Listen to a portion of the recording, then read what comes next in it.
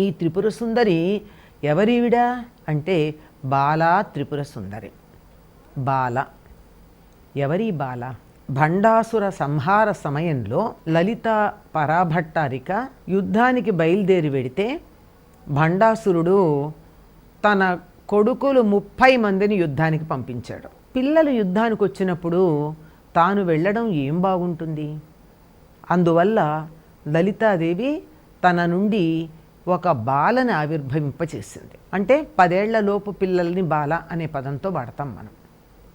ఆ బాల వెళ్ళి 30 మంది ఆ భండాసురుడి కుమారులను సంహరించింది.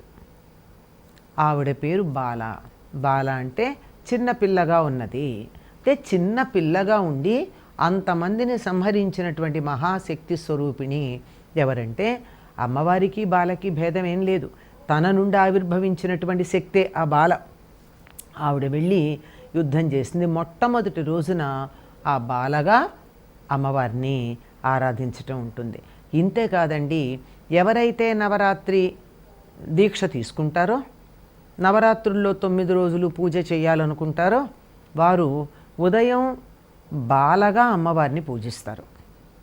పూజించి చక్కగా వేడివేడి అన్నం మీద ఇంత పెరుగు వేసి నివేదన చేస్తారు. చిన్నపిల్లలకి అదే కదండి పెరుగన్నం పెడతారు, కడుపు చల్లగా ఉంటుంది.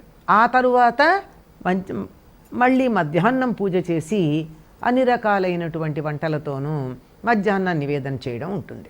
మొదట చేయవలసింది బాల పూజ.